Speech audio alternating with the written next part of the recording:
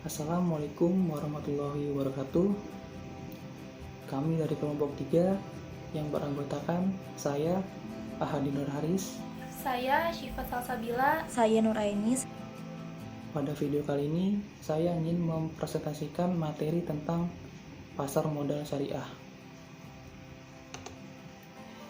Yang pertama, pengertian pasar modal syariah. Pasar modal merupakan salah satu cara atau kaidah untuk melakukan kegiatan investasi. Pasar modal sama seperti pasar biasa pada umumnya, yaitu tempat bertemunya penjual dan pembeli dengan objek yang diperjualbelikan adalah hak kepemilikan perusahaan dan surat pernyataan utang perusahaan. Sedangkan yang dimaksud dengan pasar modal syariah adalah pasar modal syariah yaitu kegiatan dalam pasar modal yang aktivitasnya melibatkan jual beli saham, suku, dan reksadana di mana tidak bertentangan dengan prinsip-prinsip Islam dan syariah. Sejarah pasar modal syariah. Pada tanggal 3 Juli tahun 1997, PT Dana Reksa Investment Management menerbitkan reksadana syariah. Ini menjadi awal mula dan sejarah pasar modal syariah di Indonesia. 18 April 2001, untuk pertama kali Dewan Syariah Nasional Majelis Ulama Indonesia mengeluarkan fatwa yang berkaitan langsung dengan pasar modal, yaitu Fatwa nomor 20-DSN-MUI-4/2001 tentang pedoman pelaksanaan investasi untuk reksadana syariah. Pada tanggal 7 Mei 2008 disahkan Undang-Undang Nomor 19 Tahun 2008 tentang Surat Berharga Syariah Negara atau SBSN. Undang-undang ini diperlukan sebagai landasan hukum untuk penerbitan surat berharga syariah negara atau suku negara. Pada tanggal 26 Agustus 2008, pemerintah Indonesia menerbitkan SBSN seri IFR 0001 dan IFR 0002.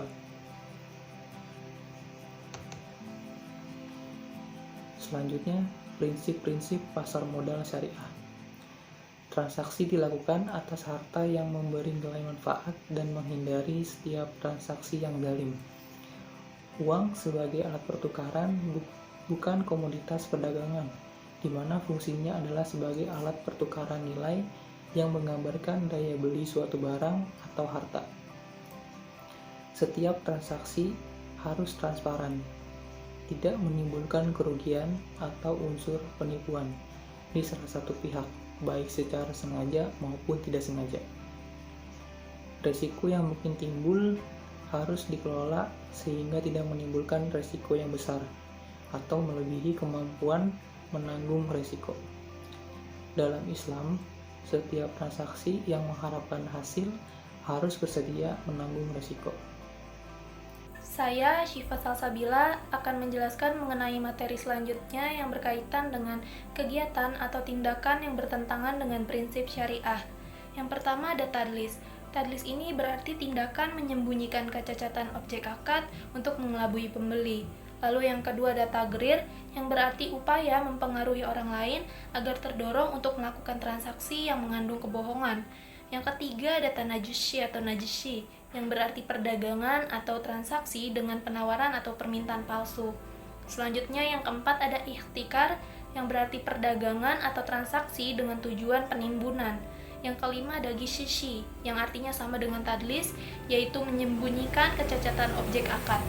Lalu yang keenam ada ghoban, yang berarti ketidakseimbangan dua objek atau barang yang dipertukarkan dalam suatu akad. Lalu yang ketujuh ada ba'i al-ma'dum, yang berarti melakukan penjualan objek atau efek syariah yang belum dimiliki atau short selling. Lalu yang terakhir ada riba. Riba ini merupakan transaksi margin atas efek syariah yang mengandung unsur bunga. Selanjutnya ada karakteristik dari pasar modal syariah. Menurut Shevrin dan juga Statman 1993, pasar modal syariah memiliki karakteristik antara lain yang pertama, bebas dari pemaksaan. Menurut kaidah ini, investor memiliki hak untuk bertransaksi dan juga bebas membuat kontrak. Berarti juga bahwa investor tidak boleh dilarang dalam bertransaksi. Yang kedua adalah bebas dari salah interpretasi. Berarti bahwa investor memiliki hak untuk mendapatkan informasi yang benar sehingga tidak menimbulkan salah interpretasi. Yang ketiga adalah hak untuk mendapatkan informasi yang sama. Dapat diartikan bahwa seluruh investor memiliki akses yang sama untuk mendapatkan satu informasi yang khusus. Lalu yang keempat ada hak untuk memproses informasi yang sama. Dalam hal ini, investor memiliki hak dan juga kemampuan yang sama untuk memproses informasi di mana tidak ada satu pihak yang dirugikan. Yang kelima, bebas dari gejolak hati. Menurut kaidah ini, seluruh investor selayaknya terbebas dari berbuat kesalahan karena kurangnya pengendalian diri. Lalu yang keenam, ada hak untuk bertransaksi pada harga yang efisien, yang berarti bahwa investor melakukan transaksi pada harga yang menurut persepsinya efisien atau benar. Dan yang terakhir, hak untuk memiliki kekuatan tawar-menawar yang sama. Berarti bahwa dalam bertransaksi, para investor memiliki kekuatan tawar-menawar yang sama untuk negosiasi. Di slide selanjutnya berkaitan dengan fungsi dari pasar modal syariah. Yang pertama yaitu memungkinkan bagi masyarakat untuk berpartisipasi dalam kegiatan bisnis dengan memperoleh bagian dari keuntungan dan juga resikonya. Yang kedua yaitu memungkinkan para pemegang saham menjual sahamnya guna mendapatkan likuiditas. Yang ketiga, memungkinkan perusahaan meningkatkan modal dari luar untuk membangun dan juga mengembangkan lini produksinya. Yang keempat, yaitu memisahkan operasi kegiatan bisnis dari fluktuasi jangka pendek pada harga saham yang merupakan ciri umum pada pasar modal konvensional. Lalu yang terakhir yaitu memungkinkan investasi pada ekonomi. Ini ditentukan oleh kinerja kegiatan bisnis bagaimana tercermin pada harga saham. Selanjutnya yaitu ada peran pasar modal syariah. Pasar modal syariah ini memiliki dua peran penting, yaitu yang pertama sebagai sumber pendanaan bagi perusahaan untuk pengembangan usahanya melalui penerbitan efek syariah. Yang kedua yaitu sebagai sarana investasi efek syariah bagi investor. Adapun tujuan dari pasar modal syariah yaitu yang pertama, memungkinkan percepatan pertumbuhan ekonomi dengan memberikan kesempatan bagi perusahaan untuk dapat memanfaatkan dana langsung dari masyarakat. Yang kedua yaitu menyediakan sumber pembiayaan jangka panjang bagi dunia usaha. Dan yang ketiga yaitu menciptakan lapangan pekerjaan dengan profesi yang baik dan juga menarik. Perkenalkan, saya Nuraini. Saya di sini akan menjelaskan materi lanjutan yang berkaitan dengan instrumen pasar modal syariah. Instrumen ini terbagi menjadi 3. Yang pertama itu ada syaham syariah. Syaham syariah merupakan efek berbentuk saham yang tidak bertentangan dengan prinsip syariah di pasar modal. Konsep penyertaan modal dengan hak bagian hasil usaha. Prinsip syariah mengenal konsep ini sebagai kegiatan musyarakah atau syirkah.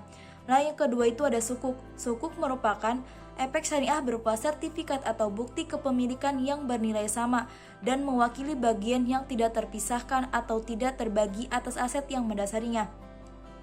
Nah, yang ketiga itu ada reksadana syariah. Reksadana syariah ini merupakan salah satu wadah investasi kolektif yang dikelola oleh manajer investasi dengan cara menginvestasikan dana ke efek syariah berupa saham syariah, sukuk, atau instrumen syariah lainnya. Nah, selanjutnya itu ada perkembangan dan pengaruh pasar modal syariah di Indonesia. Di dalam jurnalnya, Toha dan kawan-kawan menjelaskan, perkembangan pasar modal syariah dapat dilihat dari perkembangan instrumen di antaranya saham syariah, obligasi syariah, dan reksadana syariah. Ketiga instrumen ini juga harus mengalami peningkatan meskipun tetap saja konvensional lebih unggul, tetapi tidak mengurangi kinerja pasar modal syariah dan minat para investor yang memilih instrumen pasar modal syariah. Karena adanya perkembangan dan peningkatan pada instrumennya, membuat pasar modal syariah ini juga berpengaruh dan berkontribusi pada pertumbuhan ekonomi di Indonesia. Namun demikian, masih pula dijumpai kendala dalam perkembangan pasar modal syariah di Indonesia. Salah satunya yaitu masih kurangnya pengetahuan masyarakat terhadap pasar modal syariah. Selanjutnya yaitu pasar modal syariah sebagai instrumen investasi di Indonesia. Menurut Mehmet Walid, pada tahun 2020 sebagai instrumen investasi di Indonesia, Keberadaan pasar modal syariah ini memiliki beberapa fungsi, yaitu yang pertama memungkinkan bagi masyarakat berpartisipasi dalam kegiatan bisnis dengan memperoleh bagian dari keuntungan dan risikonya. Yang kedua, memungkinkan para pemegang saham dalam menjual sahamnya guna mendapatkan likuiditas. Dan yang ketiga, memungkinkan perusahaan meningkatkan dari luar untuk membangun dan mengembangkan lini produksinya. Yang selanjutnya, memisahkan operasi kegiatan bisnis dari fluktuasi jangka pendek pada harga saham yang merupakan ciri umum pada pasar modal konvensional. Dan yang terakhir itu memungkinkan investasi pada ekonomi itu ditentukan oleh kinerja kegiatan bisnis sebagaimana tercermin pada harga saham. Kesimpulan pada materi ini, pasar modal syariah yaitu aktivitas yang melibatkan jual beli saham, sukuk, dan reksadana di mana tidak bertentangan dengan prinsip-prinsip Islam dan syariah. Nah, fungsinya itu memungkinkan bagi masyarakat berpartisipasi dalam kegiatan bisnis dengan memperoleh bagian dari keuntungan dan risiko. Instrumen dari pasar modal syariah ada saham syariah, sukuk, dan reksadana syariah. Cukup sekian presentasi dari kelompok kami, kurang lebihnya mohon maaf. Wassalamualaikum warahmatullahi wabarakatuh.